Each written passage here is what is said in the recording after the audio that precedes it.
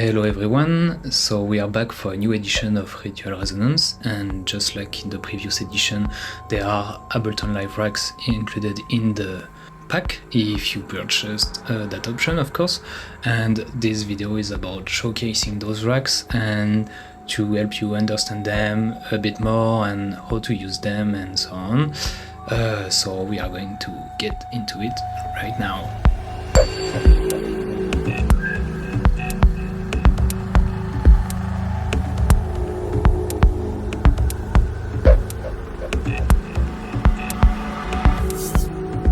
So we are going to start with the OTKick. The OTKick stands for Operator Tom Kick, and basically it's what the name says. It's just about making a tom or kick drum with the operator at its core. So it's going to be a very simple patch. But the idea is to have like a very round, deep, classic type of synth kick. So this type of sound. So let's turn it down a bit so I can hear myself. So yeah, it has just a few controls, and like you can tune the root note, the attack, decay, body, top, the fine for the top end. There's the pitch envelope there, and some roll-off parameter that's gonna allow you to boost the frequency it is set to, but also to roll off the low end starting this point. So yeah, and you have the mode here. So by default it's set on kick, but if you turn it to tom, it's just basically like pitching it up, because like a kick and a tom is the construction of it synth wise is very similar. So yeah, extremely simple for that one. You can on the my stuff and try to see if you get like interesting stuff. Of course, if you like stuff, you can record the variations for it.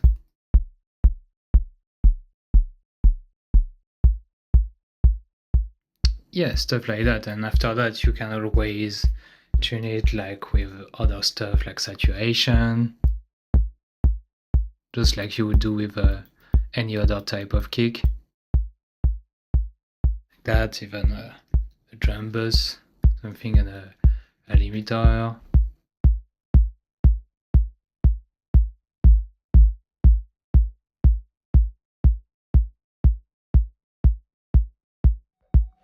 Yeah, things like that.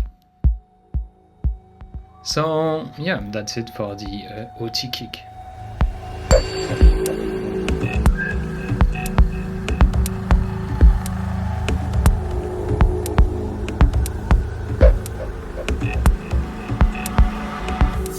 So next, let's stay rhythm section, and we have the noise hack. The noise hack is just a combination of hat and shaker, because hat and shaker can, if you do it synthwise, the crossover between the two is often very narrow, you could say. So basically the idea here is to make a hat slash shaker based again on operator here. So yeah, and it's gonna sound something like that, of course. So nothing too unusual, but if we start tweaking it a little bit.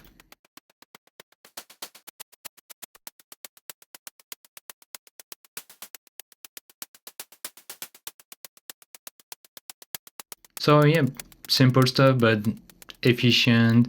So what can we say about this one? This one has basically two types of noise. So it's the two available types of noises available in the operator instrument. So we have white noise and we have loop noise. So to be noted that the transpose and the FM amount are only working on the loops, on the noise loop, which is at the crossover point between like 63 and 127. So if you put it there, it's white noise. If you put it there, it's a noise loop basically. So after that, if we take down the amount, and let's open this a little bit more.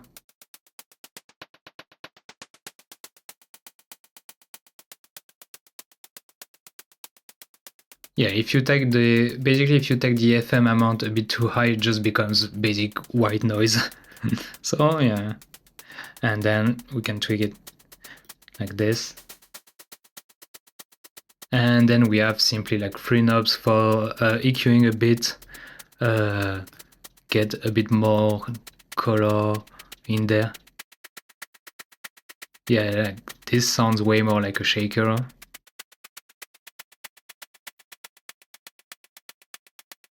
Yeah, and if we do that, it sounds way more like a hat. So yeah, that's the noise hack, and it's just very, very, very simple. The idea is to randomize stuff and see what you get. And then yeah, we got a few variations.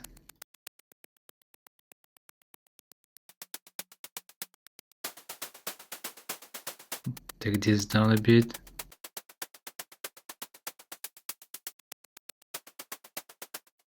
So that's the noise hack.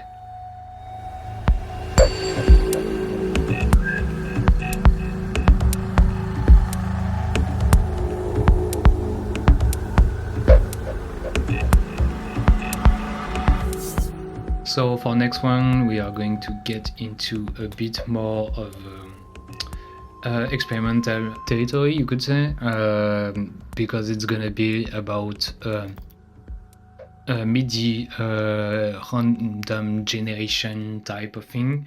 So there we are going to need to build basically an instrument or use something that's already working. So for this example, let's get some samples from the pack.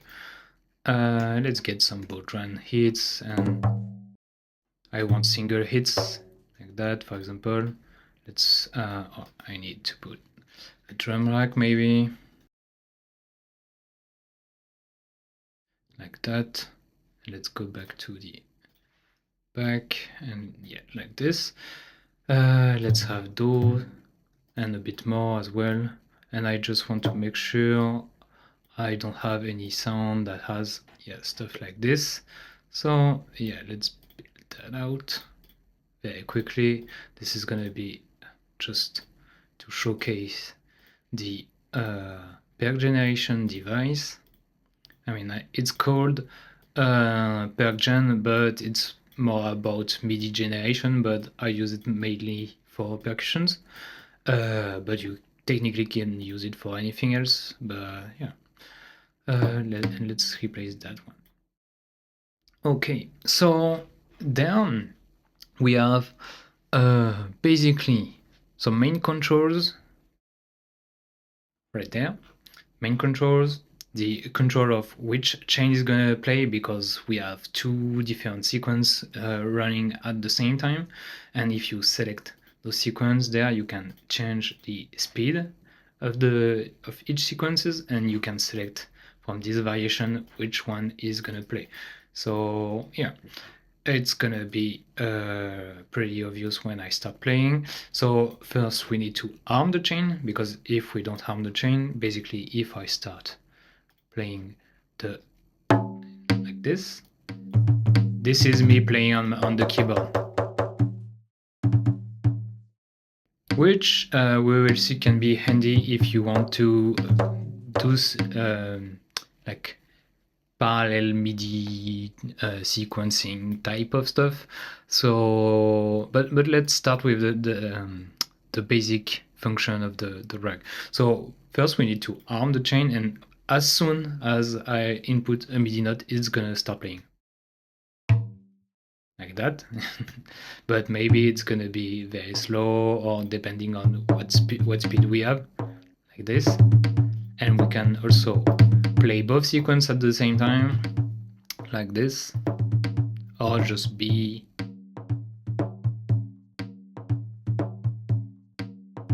Yeah, this is already pretty nice, but yeah, you can.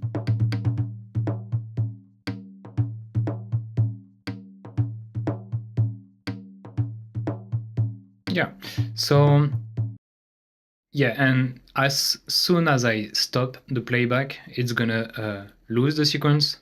So have a MIDI track ready, like something like this, to resample that if you have a sequence that you like. So if I check, it's gonna here. You can see I can record the MIDI just like that, and then we can record that.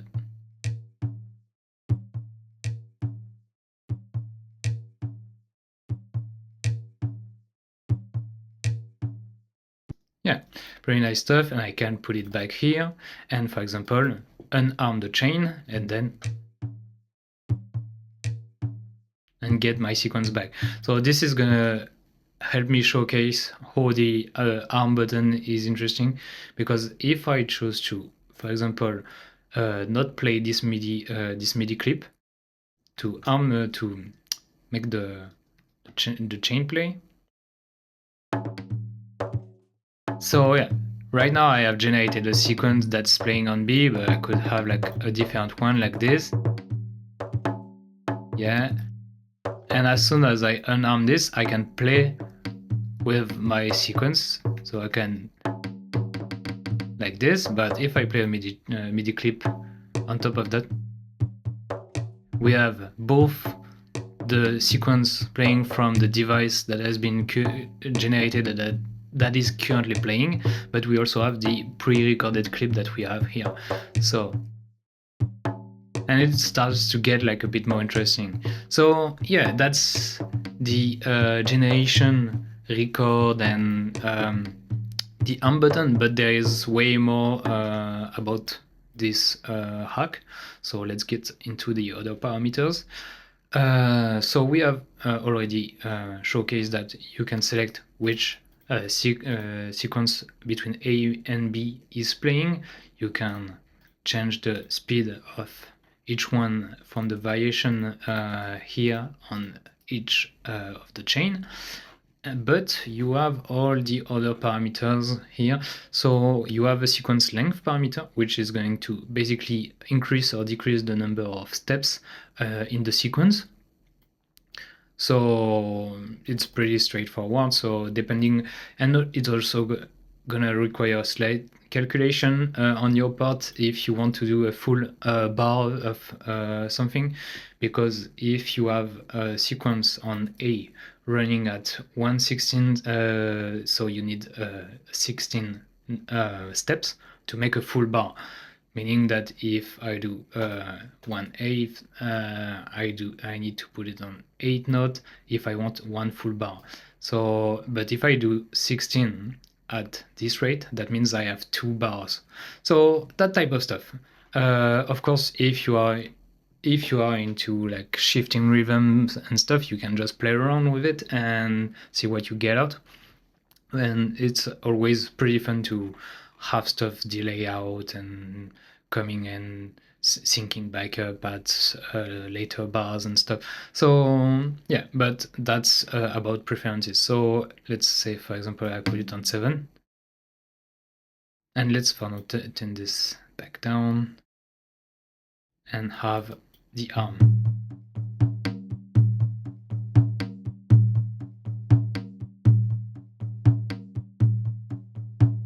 Yeah, and that's basically it. So while we have this running at 7 steps, we can see, have a look at what it is playing, and basically you can see it's playing all those notes into a random order, because as I haven't mentioned before, those are ARPs, arpeggiators devices that have been set to random ones. So every time there's a trigger, it's gonna generate a new random sequence, but it's gonna generate it once, so you don't get into infinite generation that doesn't make any sense. So that's basically control randomness, which I really like.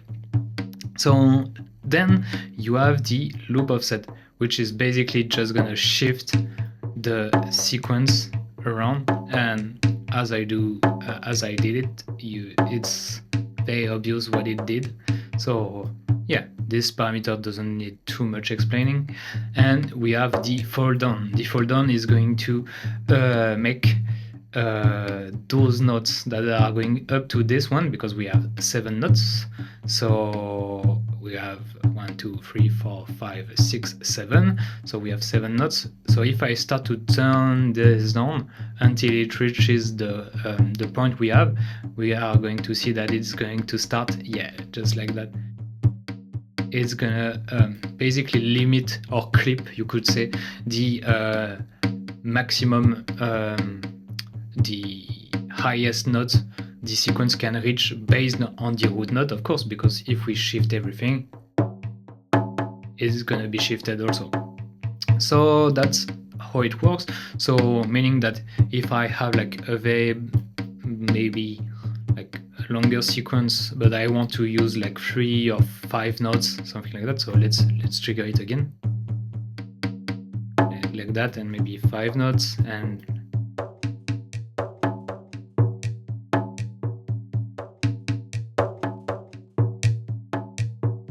yeah, things like that. So yeah, that's the fall down, and meaning that if I do 64 steps, I don't need to have 64 notes to make it work. So I can just take stuff down.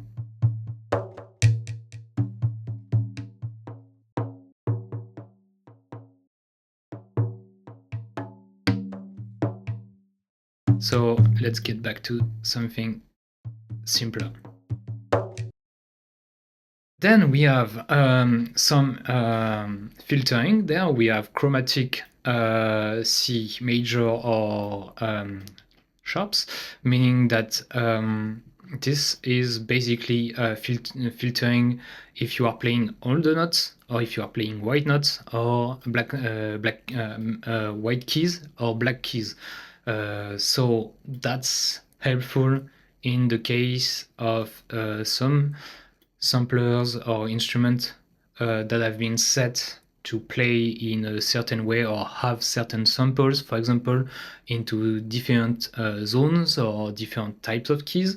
The first stuff that comes to my mind is the use of contact libraries. That's something that's very common. You have lower drums on white keys, and you have like higher parts of that same drum on the black keys. So that's a little shift like that that you can use.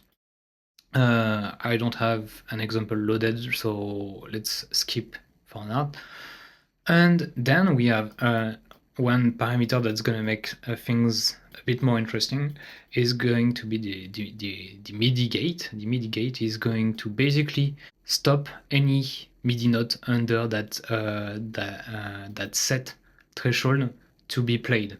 So that's because how the rack has been set inside the rack. We have where is it? It's gonna be somewhere here. Yeah, basically we have multiple notes that are going to be outputted into a random velocity. So that means that each note is going to have a random velocity attributed to it. And so that means that you can basically gate the MIDI note that have been randomized into a velocity that's lower than the set threshold. I hope this is clear enough. Let me know if this isn't clear. I will try to explain it better, maybe.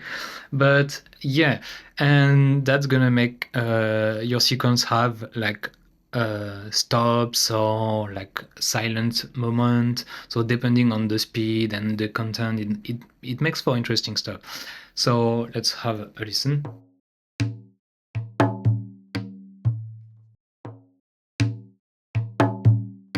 If I take it down,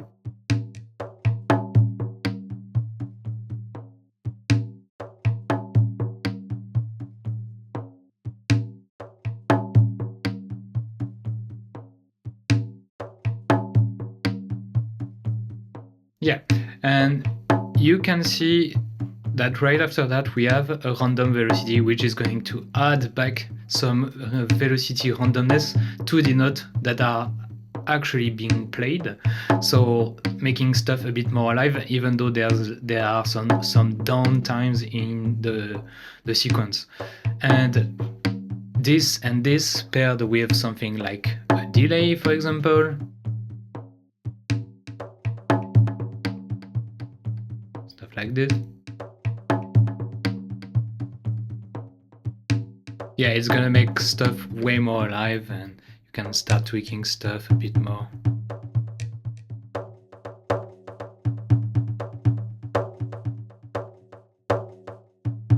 Yeah, and the last parameter of those main controls is the note length. So this parameter is going to be more or less useless or useful, you could say, depending on the type of instrument you have, the type of sounds, if there is sustain in it or not, because if you have sounds that do not have any sustain, it's not going to be of any use.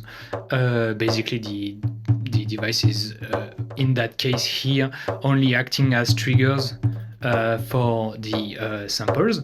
But let's say, for example, that you have like a sustain note here of, I don't know, some type of chimes or sample, or you could have like this note length increase, so that sample would stay longer.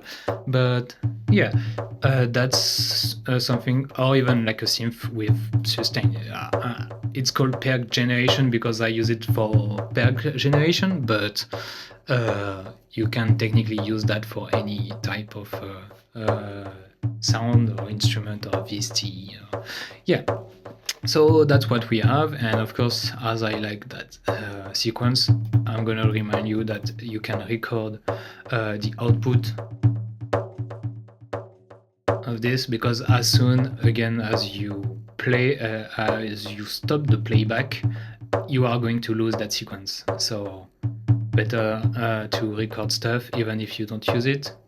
Put it back here, stop the playback, unarm the chain, play it back, and maybe we can trigger something else like this.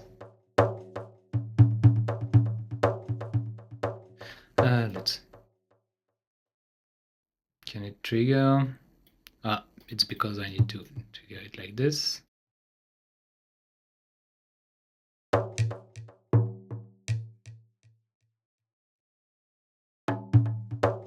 Yeah, I mean, stuff like that.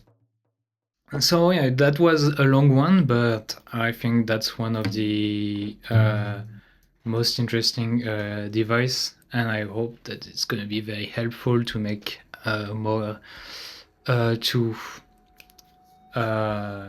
use the sample in more interesting ways. And yeah, let's go to the next one.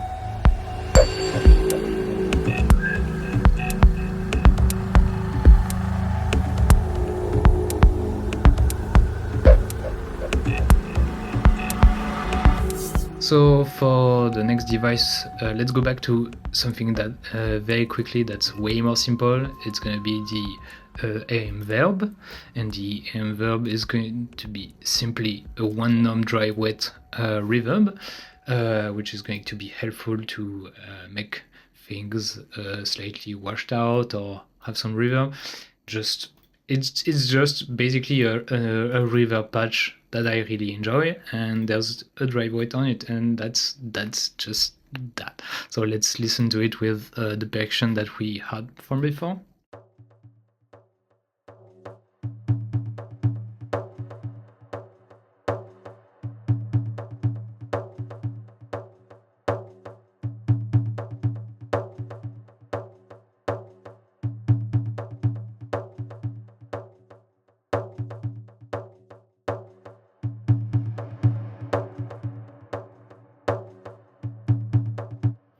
Yeah, simple reverb.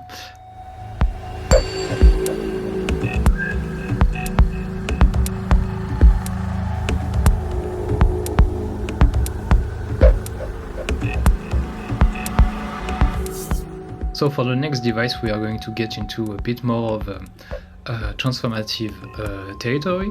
So we have the Perc Delay. So again, it's something that I have thought with percussion in mind, but again, you can use that on anything you want. Experiment. It's the core of making music. So yeah, so for making this one work, we are going to need an input. So let's get the input from the percussion that we just made, like this, and already you can hear some stuff going on. So yeah, and that's also why we saw the reverb just before, because we are going to enjoy some reverb on that. Let's put this here. So what do we have here is, let's mute it for a second. So we have a global dry wet there, we have control for delays, we have a filter here, we have a delay that's just being used as a XY filter, which I really enjoy playing around like this.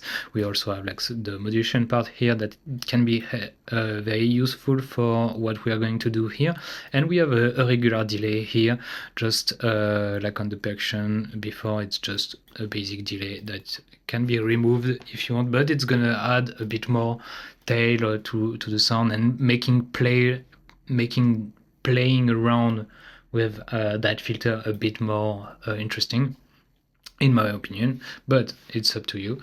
So what do we have here? It's basically just generating feedback with delays in that chain. So we have the delays, where is it? It's there, yeah, it's there. We have two delays and that are in chain, so we have delay 1 and delay 2, and basically it's you can set the timing of the delay from here or here, and the feedback, the amount of feedback, and the dry wet. And what it's going to be useful for is that we are with a very high feedback amount, and you can tweak the timing value, and you are going to get different type of notes from there, and you can play around with doing the same thing in chain and with the dry wet from everything, and then you can start playing with that. And instead of taking too long to describe everything, we can just play around with it.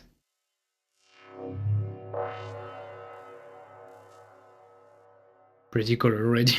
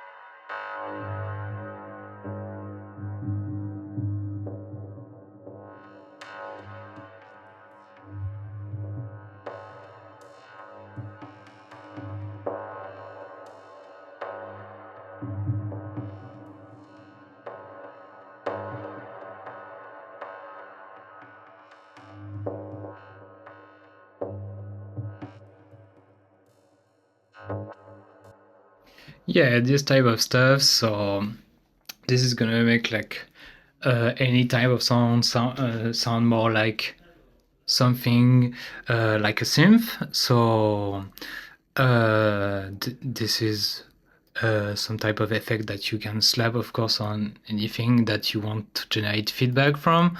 And yeah, I'm looking forward to see how this is being used. But one interesting thing you can do with it is to use the modulation there.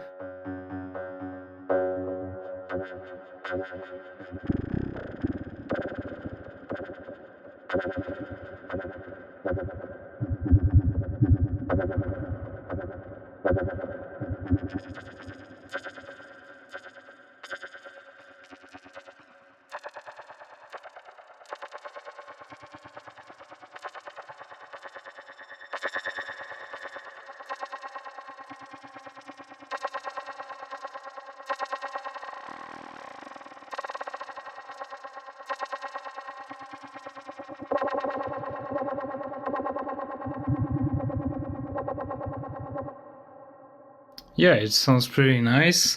And of course, this also works with any type of remote from Ableton, like LFOs. So let's have this, and let's have it very fast, and yeah.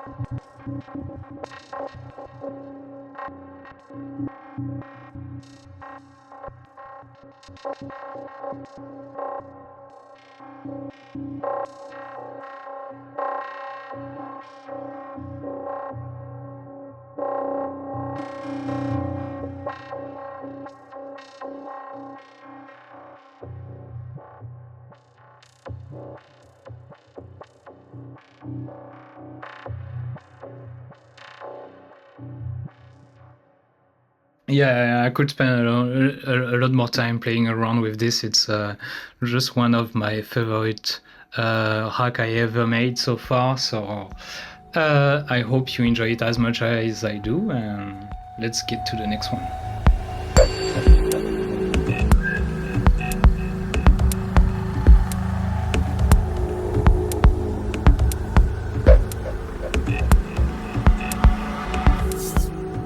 So staying around the concept of using feedback to do different things, we have another feedback-based type of device, which this one is more thought with ambient in mind. So again, we are going to need an input for it. So let's get, what do we have in the session that's already playing this? We have the kick. Let's have the input of this. Let's get the audio from this one, and let's get the input maybe at this stage, and yeah. And already we have something triggered. You have a kill switch right there if needed, because this can also get like pretty loud. That's also why it's locked at minus 21 dB and can only get down, because this can get loud. So hopefully I have controlled it enough so that it doesn't happen to you, but yeah, just be careful. My recommendation is to always have at least a limiter on your master, and of course never play at full volume stuff on your speakers. So here we can clearly hear the percussion. So let's get like a different stage, like this. So in the chain we have, let's get to the first controls, and maybe let's turn off the later stage. So this is what we get. So it's basically the audio from the other rack that we had. So we can turn on the feedback. So this is what we are going to get. So again, you have a delay time here, which is going to allow you to change the route of the feedback, and some delay offset that's gonna shift that timing around. And you have a few parameters to control the feedback, and a phase inversion, because using phase inversion with feedback sometimes can yield interesting result. So this is why it's there. But basically it's for me it's again one of those racks where I'm going to press random until I get something that's interesting.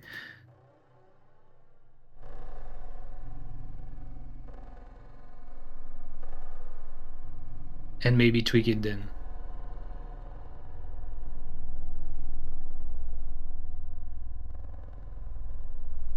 Of course, we can enable the next steps of that feedback. Is we have some reverb.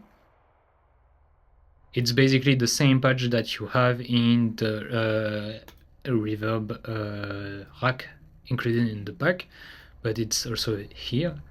And then we have some drive some wave shaping controls to bring out some interesting harmonics and stuff. Yeah, and basically it's going to be playing around with those parameters.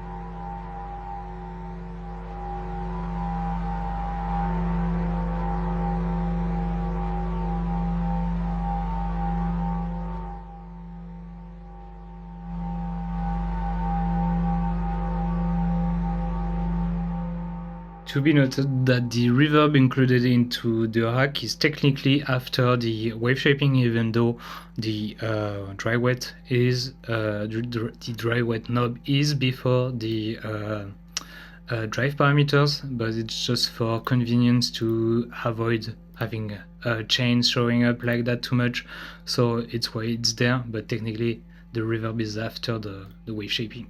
So yeah, you can get some interesting stuff. It can be like very hard to control, so once you get something interesting, again, it's where I recommend to resampling the audio that you get, just to make sure you don't lose that state or that sound. And once you are happy with the result, you can always put that back into a sampler or do other stuff with it. Basically, like do the usual process that you may have. So yeah, let's get into the last few ones.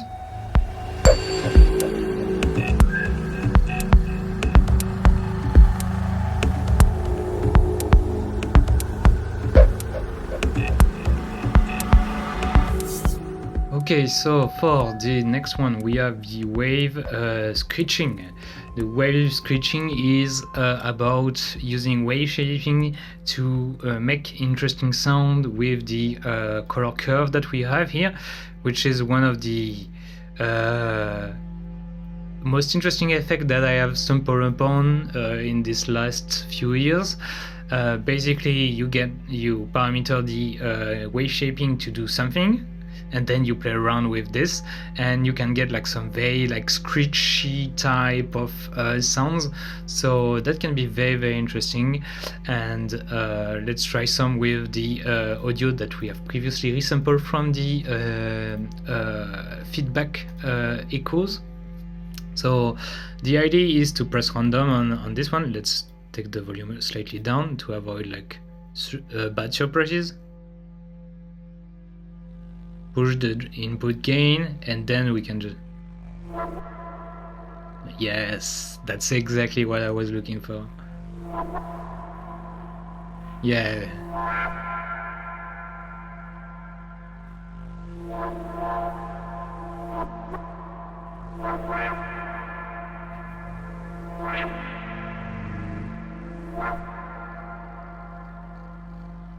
Yeah, so this can be used, for example, like making sound effects. So for this, maybe go into there, take the audio from this one, postfix, record this, and just have a try. And once we have that, we can solo this one, send that into some reverb, cut this, and have... It was slightly too loud for me, but I'm gonna change this down for you in the final video. So yeah, like this, a bit more instantaneous, like that. Let me see a bit slightly more, and yeah. And just like that, we have some effects, and yeah, the usual process you can have, resampling. Yeah, stuff like this is exactly why I like those type of process.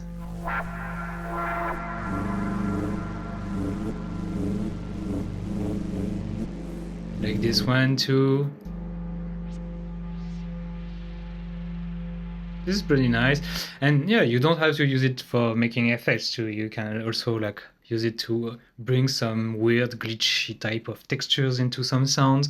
Can be used for a lot of things. It's and there isn't too many things super complicated about this one. It's basically just all the parameters from the wave shaping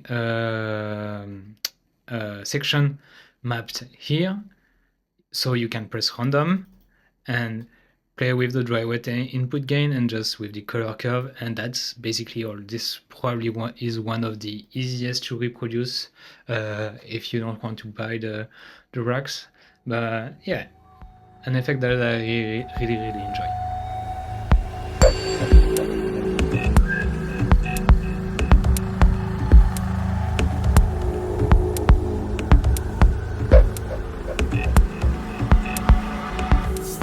So for the next rack, we are going to go back to maybe this one or this one. Yeah. So we have this one, and we can solo that.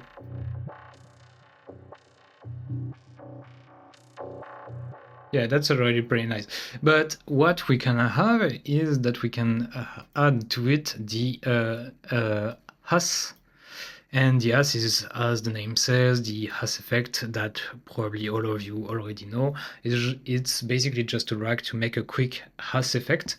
It's gonna do a few things though. It's gonna ensure that the incoming sound is in mono. So if it's not already in mono, it's gonna put it in mono. And then it's gonna split both channels apart, and then you can switch which one is going to have the delay applied to, which is going to help to make it feel either coming more from the left or coming more from the right. And then you have the timing, and you have some variations to quickly shift around what you want to do with it. And yeah, let's have a listen without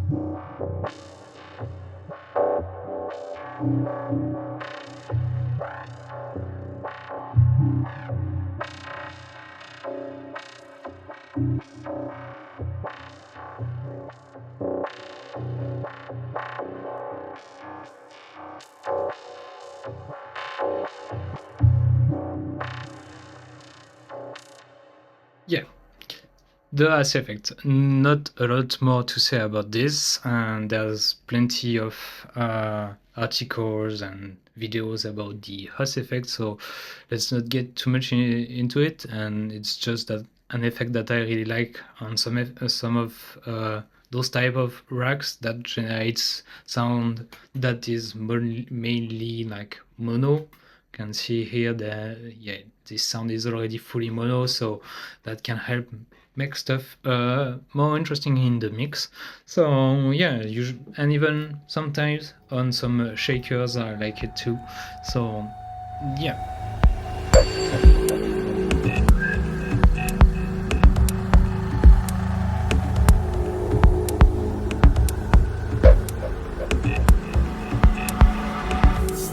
So we have two left, and the one we are going to check is the Vocobird. The Vocobird is basically a vocoder trying to be a bird.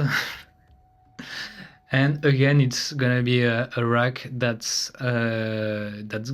is going to need a constant audio input. So for this one, we are going to get the input maybe from this guy here. So let's get 7 and maybe prefix. So yeah, and let's put it on in and so load that. And it's already working. Let's put some reverb on that.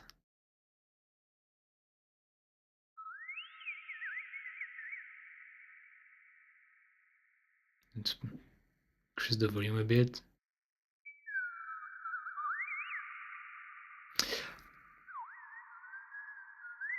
Let's tweak it.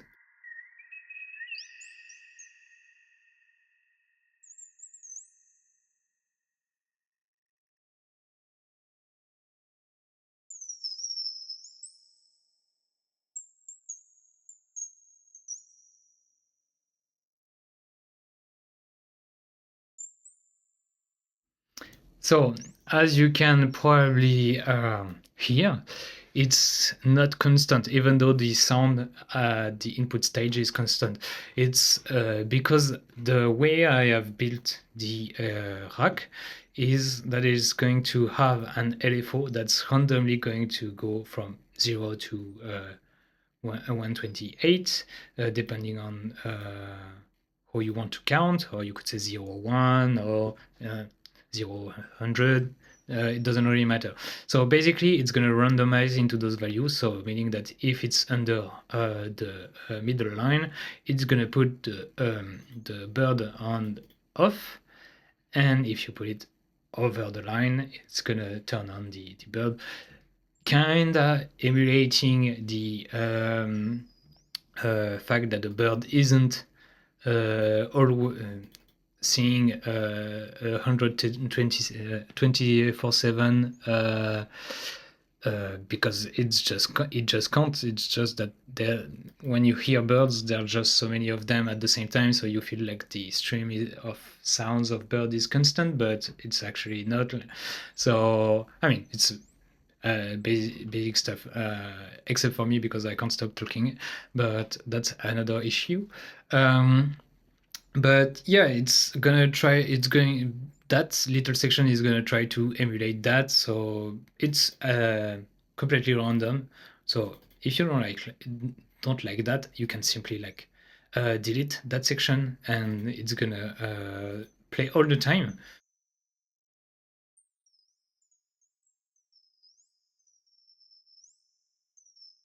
Yeah, exactly like that. And we can randomize again.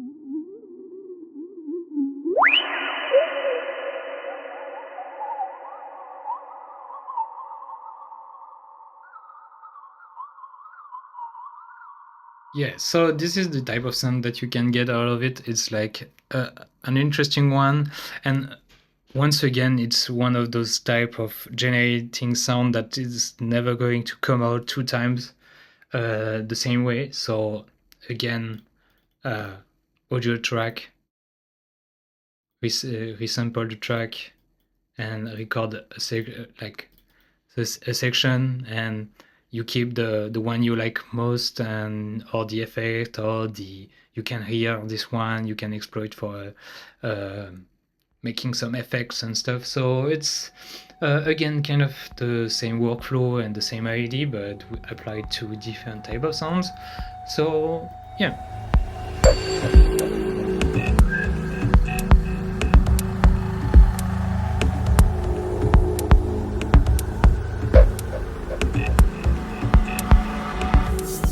so the very last track that we have to showcase for that edition of Ritual Resonance is the full master rack. So to use that one, I'm going to remove that limiter on my master and put the full chain, and basically it's gonna be as simple as the name says. It's a full master chain with technically everything that you would need to make a master, but of course depending on what you want and how skilled you already are maybe into doing mastering, this probably isn't very useful to you. You might have also some external plugins and stuff, but if I had to make a full master chain for Ableton Live, that's and I mean I did, it's how I would do it.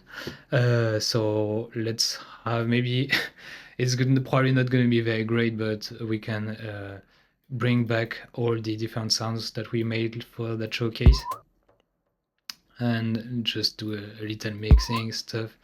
Let's remove the master for now.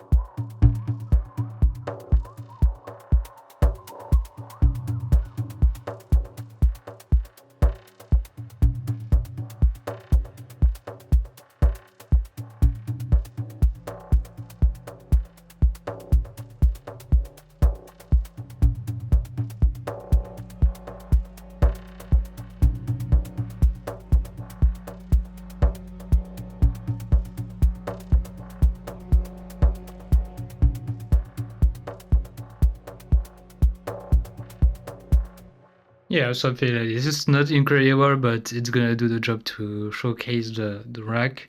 So let's enable it again. Yeah. So first, what we have is a utility device that's gonna help us maybe control the input gain a bit before we can do a bunch of stuff to it. So bass mono as well. This depending on how you control your bass, you can enable or disable or increase, decrease and stuff.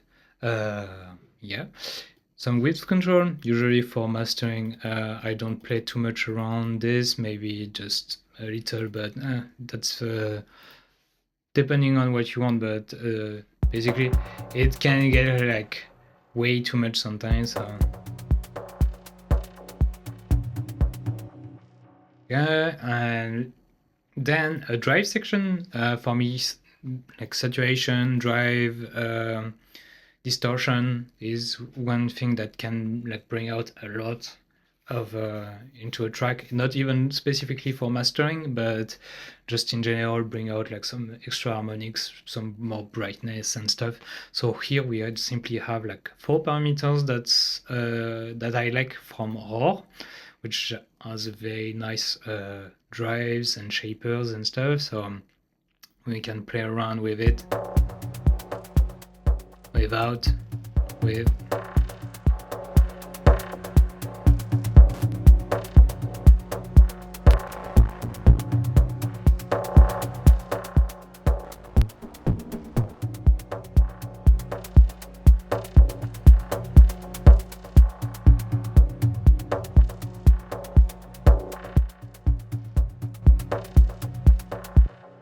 It also brings out a lot more loudness. So yeah, drive section, some more balance control to clean a bit more, roll off the low end, boost that same frequency here, and then we have some cleaning up for the mids. If you have some muddy frequencies and stuff, and bring out like a bit more brightness. So let's play around with this.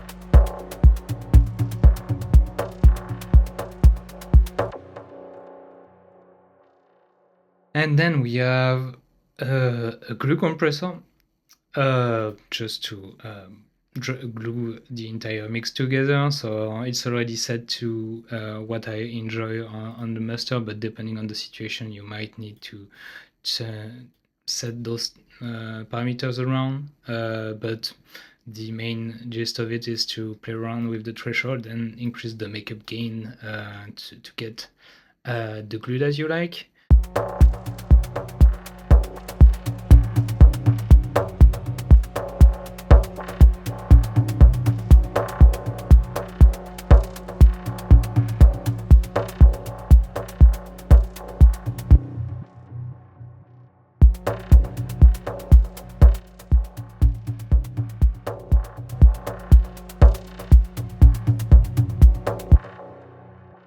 Yeah, and then we have the final limiter that is set to true peak with a look ahead of 6 milliseconds. The look ahead is there like to improve, just to smooth out as much as possible the compression happening. So that's why in the case of mastering, you don't really care too much about latency. So that's why you put it on the max. So yeah, and then once you're happy with how everything else sounds, it's just the final touch of pushing into the limiter to increase that entire loudness feel. So yeah. Of course, until it reaches the pumping effect, if you like it or not. I don't, so I'm gonna try to be gentle with it.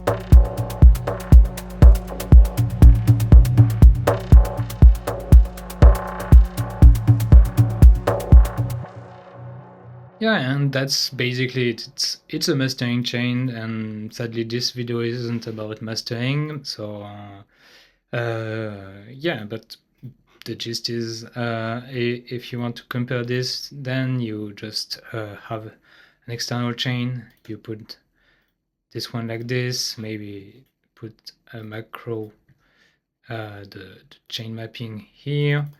This, you open that little panel, you put it on one, and then you have a switch between the two chains. Of course, when the mastered one is going to be way louder, so you need to volume match between them to make sure that you are comparing the two versions fairly. So we need to match the